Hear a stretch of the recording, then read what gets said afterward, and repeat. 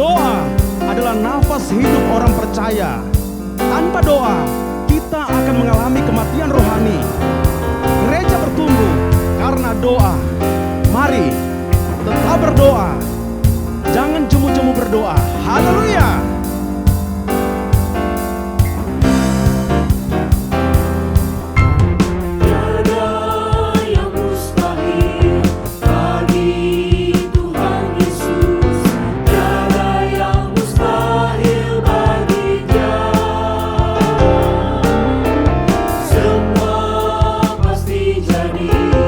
Oleh kuasa firman, tiada yang mustahil.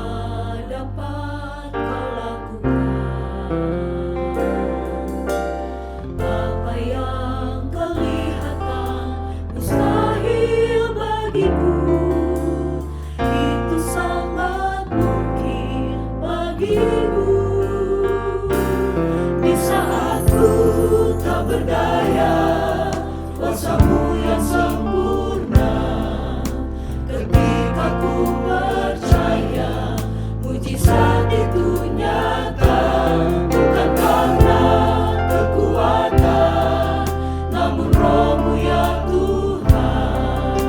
Ketika ku berdoa, mujizat itu nyata.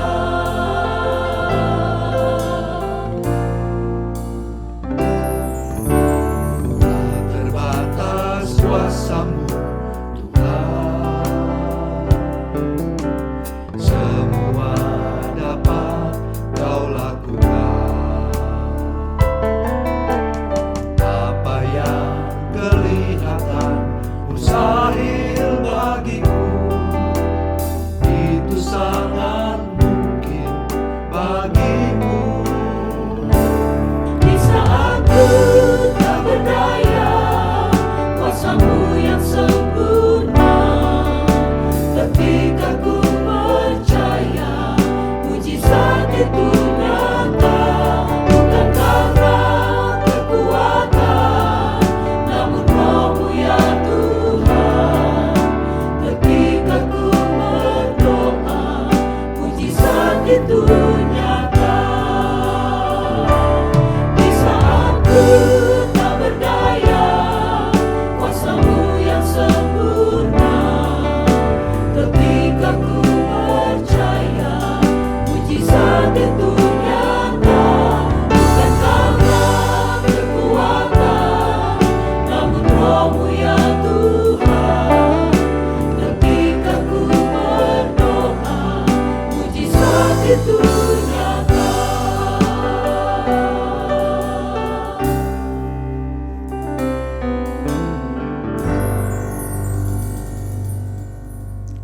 Haleluya. Segala pujian dan kemuliaan hanya bagi Tuhan Yesus Kristus. Jumpa kembali dalam program Yesus Harapanku. Dan hari ini dalam tayangan ini mengangkat tema yang berjudul Gereja yang Berdoa. Bapak, Ibu, Saudaraku yang ada di rumah,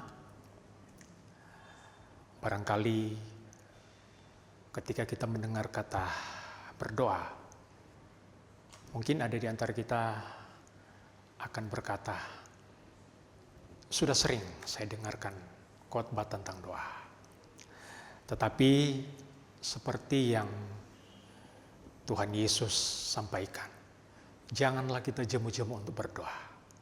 Berarti jangan juga kita jemu untuk mendengarkan khotbah tentang berdoa. Hari ini firman Tuhan mengambil ayat pokok di dalam kitab Kisah Para Rasul pasalnya yang kedua ayat 42 sampai 43. Mari kita buka Kisah Rasul pasalnya yang kedua ayat yang 42 sampai 43. Firman Tuhan berbunyi demikian. Mereka bertekun dalam pengajaran rasul-rasul dan dalam persekutuan. Dan mereka selalu berkumpul untuk memecahkan roti dan berdoa. Maka ketakutanlah mereka semua. Sedang rasul-rasul itu mengadakan banyak mujizat dan tanda. Puji Tuhan. Di pasalnya yang kedua ini dari kitab Kisah Para Rasul, kalau kita mundur di beberapa ayat awal, di sana kita akan menemukan sebuah peristiwa yang terjadi pada hari Pantekosta atau Pentakosta, hari di mana Roh Kudus pertama kali dicurahkan. Hari pencurahan Roh Kudus atau hari Pentakosta itu disebut juga merupakan awal berdirinya gereja Tuhan. Jadi hari Pentakosta itu disebut juga merupakan awal berdirinya gereja Tuhan. Dan ayat pokok kita hari ini, bagaimana kita melihat jemaat yang mula-mula atau orang-orang yang percaya kepada Tuhan Yesus Kristus. Jemaat yang mula-mula ini dikatakan oleh firman Tuhan, mereka bertekun di dalam pengajaran rasul-rasul. Mereka bersekutu, dan yang mereka lakukan, kata firman Tuhan, mereka selalu berkumpul, memecahkan roti, dan berdoa. Jadi jemaat mula-mula ini adalah jemaat yang selalu bertekun, bukan hanya soal pengajaran, bukan hanya dalam hal memecahkan roti, tetapi mereka juga bertekun dalam persekutuan, yaitu dengan berdoa. Bapak Ibu yang dikasihi oleh Tuhan, kalau kita melihat peranan doa di dalam gereja Tuhan, di dalam kehidupan orang yang percaya yang disebut dengan tubuh Kristus, pengaruhnya itu sangat luar biasa. Kalau kita melihat di pasalnya yang ke-12, pasal 12 dari Kisah Para Rasul ini, bagaimana jemaat Tuhan, orang-orang yang percaya atau gereja Tuhan, mereka berkumpul tatkala Rasul Petrus berada di dalam penjara. Saya akan bacakan ayat itu, Kisah Para Rasul pasal 12, ayatnya yang kelima. Demikianlah Petrus ditahan di dalam penjara, tetapi jemaat dengan tekun mendoakannya kepada Allah. Petrus pada waktu itu ditahan di dalam penjara. Dan apa yang dilakukan oleh jemaat pada waktu itu? Mereka kumpul, mereka bertekun di dalam doa. Yang terjadi selanjutnya, kalau kita membaca ayat-ayat selanjutnya, Petrus terlepas di dalam penjara. Tuhan mengirim malaikat membawa Petrus. Petrus pada waktu itu dirantai, rantainya terlepas. Penjaga-penjaganya tidak melihat, tidak mengetahui apa yang terjadi dengan Petrus pada waktu itu. Ini merupakan contoh bagaimana gereja Tuhan pada waktu itu, gereja yang mula-mula, jemaat yang mula-mula pada waktu itu, mereka selalu bertekun di dalam doa dan membawa pengaruh yang luar biasa di dalam perkembangan gereja Tuhan pada waktu itu. Jemaat begitu setia dalam pengajaran rasul-rasul. Jemaat begitu setia di dalam bersekutu. Dan mereka begitu setia juga di dalam hal berdoa. Dan sangat luar biasa kalau kita melihat perkembangan gereja Tuhan pada waktu itu. Salah satunya karena pengaruh daripada kuasa doa. Bapak Ibu Saudaraku yang dikasihi oleh Tuhan, kalau kita melihat sendiri dari pribadi Yesus, apa yang dilakukan oleh Tuhan Yesus sendiri tatkala Tuhan Yesus akan memulai setiap pelayanannya. Misalnya di dalam Injil Markus pasalnya yang pertama ayat yang ke-35. Injil Markus pasal yang pertama ayat yang ke-35 berbunyi demikian. Pagi-pagi benar, waktu hari masih gelap, ia bangun dan pergi keluar. Ia pergi ke tempat yang sunyi dan berdoa di sana. Pagi-pagi, hari masih gelap, Yesus pergi ke tempat yang sepi dan dia berdoa di sana. Apa yang dilakukan oleh Yesus sendiri dalam pelayanannya? Tuhan Yesus sebelum memulai pelayanan diawali dulu dengan berdoa. Demikian juga ketika pulang dari pelayanan, Yesus juga mengambil waktu untuk berdoa. Doa bagi Tuhan Yesus itu adalah sebuah kerinduan, di mana Tuhan Yesus menjalin komunikasi yang erat dengan Bapa di sorga. Tuhan Yesus menjalin sebuah persekutuan antara Dia dengan Bapa di sorga. Dan kalau kita melihat sesungguhnya kenapa gereja atau orang-orang percaya, umat Tuhan harus berdoa. Ada hal-hal yang menjadi alasan untuk kita berdoa. Jadi Bapak Ibu, saya mau mengajak kita melihat hal-hal yang menjadi alasan untuk kita berdoa. Yang pertama, di dalam Injil Lukas, pasalnya yang ke-18 ayat yang pertama. Lukas pasalnya yang ke-18, ayat yang pertama berbunyi demikian. Yesus mengatakan suatu perumpamaan kepada mereka untuk menegaskan bahwa mereka harus selalu berdoa dengan tidak jemu-jemu. Yesus menegaskan kepada murid-murid untuk berdoa dengan tidak jemu-jemu. Di ayat ini secara tegas apa yang disampaikan oleh firman Tuhan, harus selalu berdoa.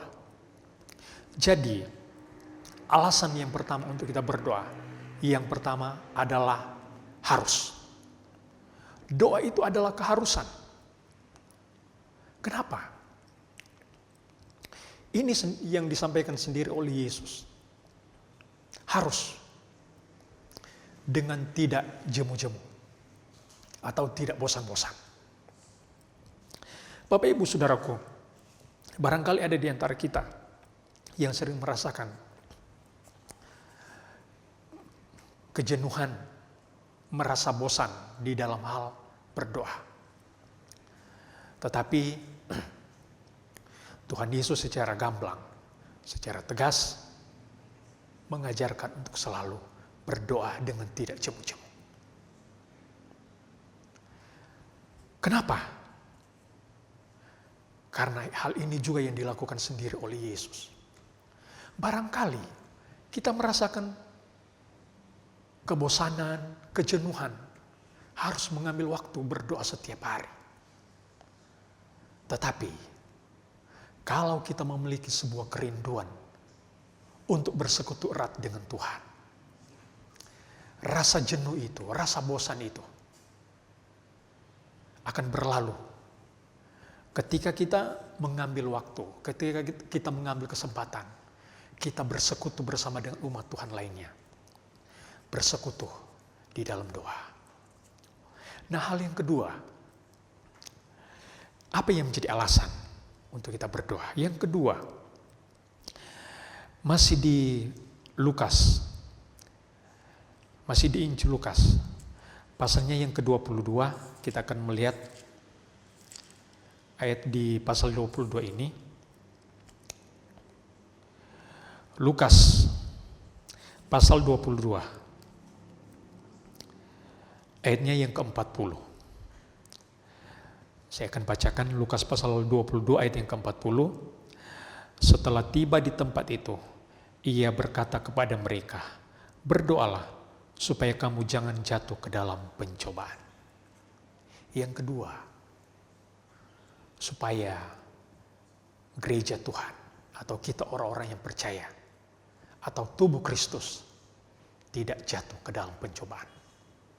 Inilah yang menjadi alasan mengapa kita harus berdoa. Supaya kita sebagai orang yang percaya tidak jatuh ke dalam pencobaan. Di lingkungan kita, di sekeliling kita, banyak hal yang bisa membuat orang-orang percaya itu jatuh. Yesus sendiri berkata, roh kitab itu penurut, tetapi daging lemah. Itulah yang membuat Yesus mendorong dan menegaskan supaya murid-murid, orang-orang yang percaya itu tetap berdoa. Kenapa? Alasannya supaya tidak jatuh ke dalam pencobaan. Roh kita itu penurut, tetapi daging kita itu lemah. Seringkali kita mengalami kelemahan itu, yang menyebabkan siapa saja bisa jatuh ke dalam pencobaan. Tetapi firman Tuhan saat ini memberikan kita nasihat. Yesus sendiri memberikan kita nasihat. Berdoalah supaya kita jangan jatuh ke dalam pencobaan. Pencobaan apa saja yang ada di sekeliling kita itu bisa membuat orang-orang yang percaya jatuh.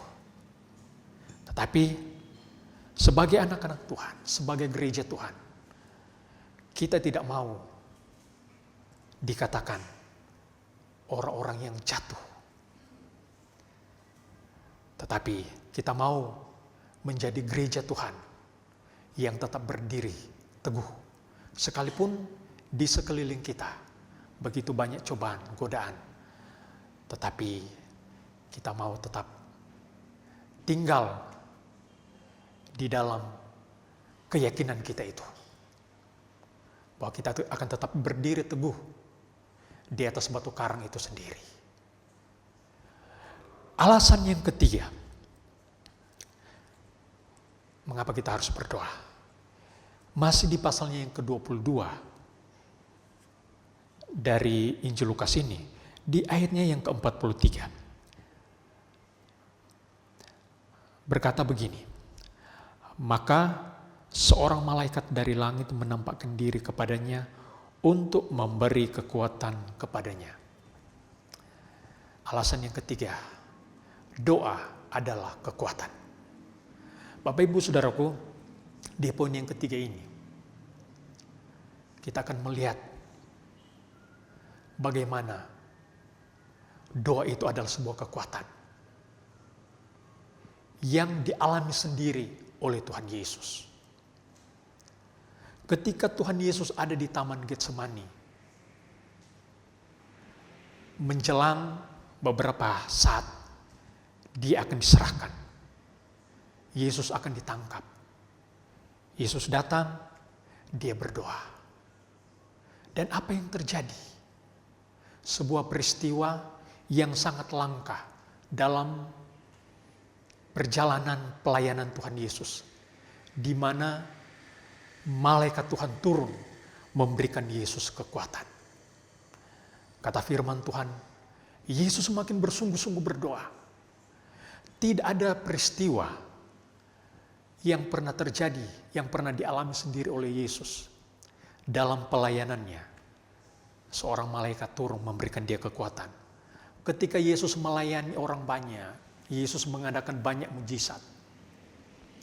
Orang lumpuh berjalan, orang tuli mendengar, orang yang kerasukan dilepaskan, bahkan orang yang mati sekalipun dibangkitkan.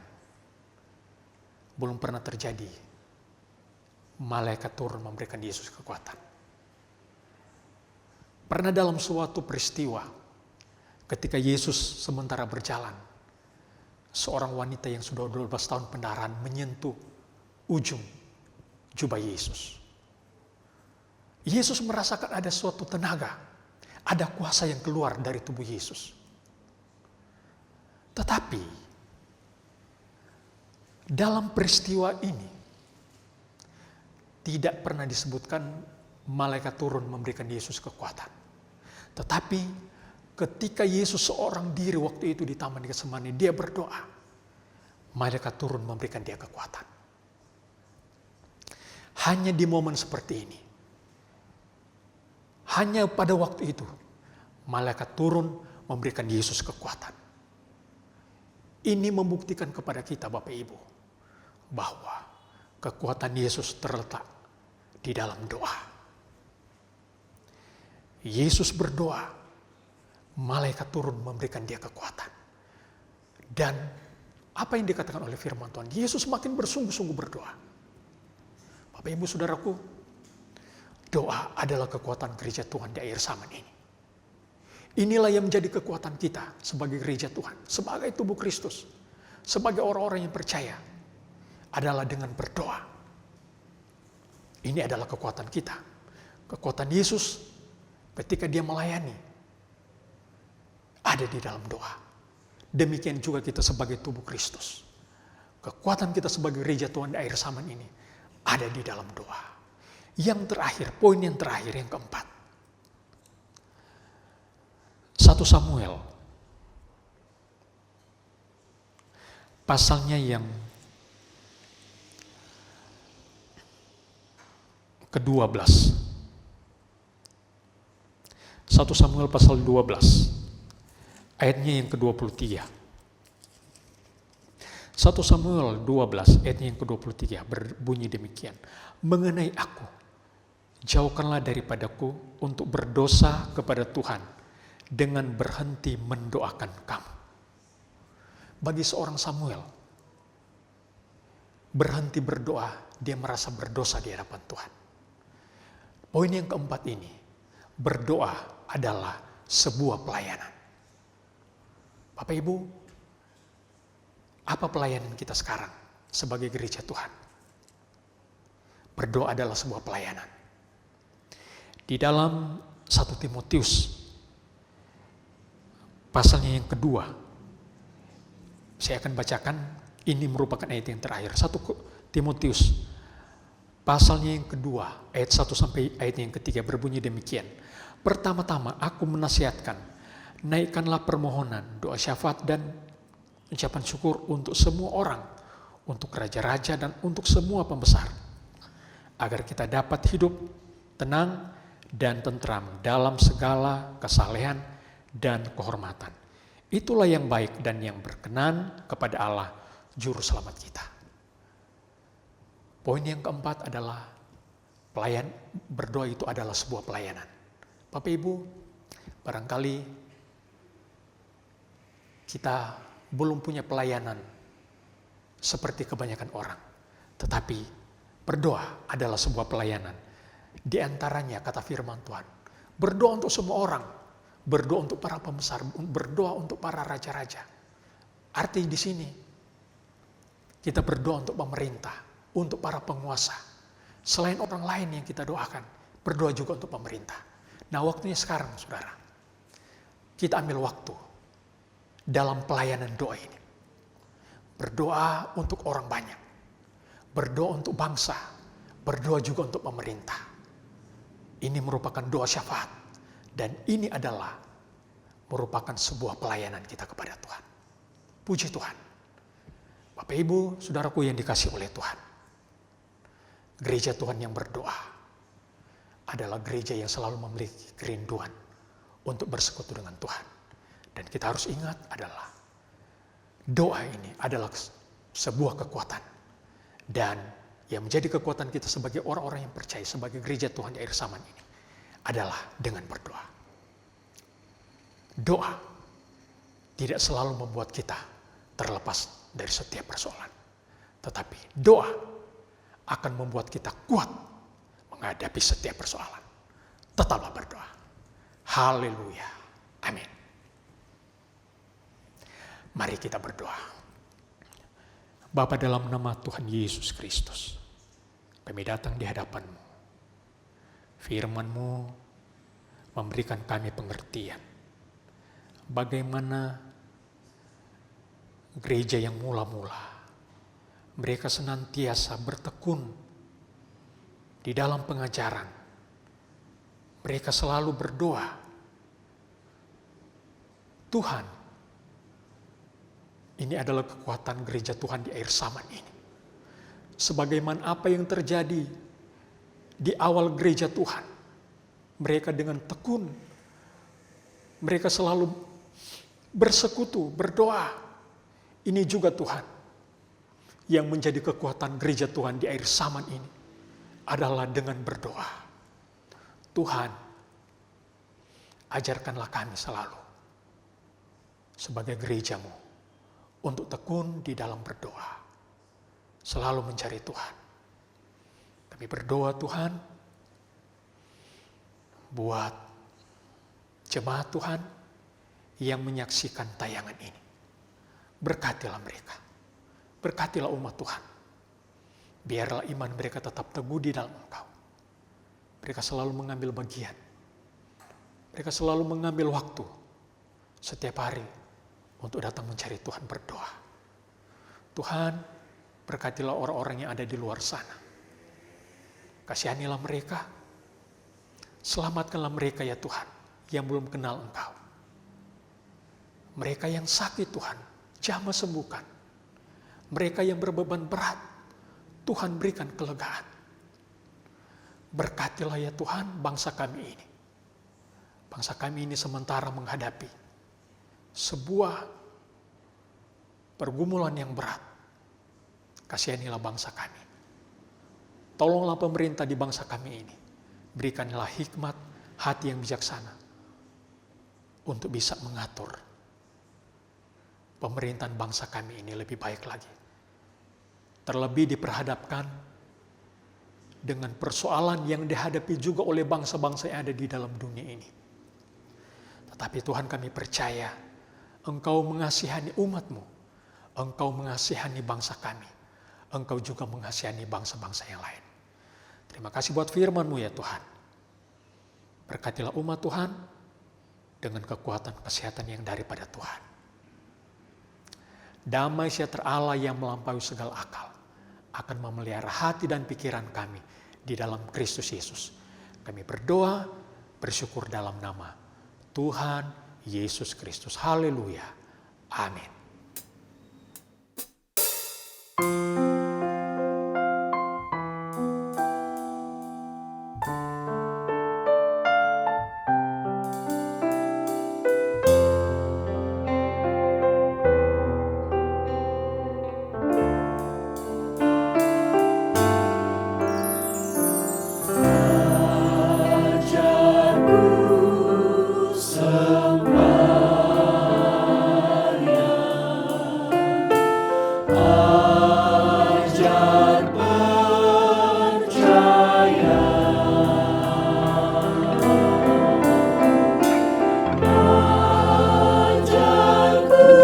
Cinta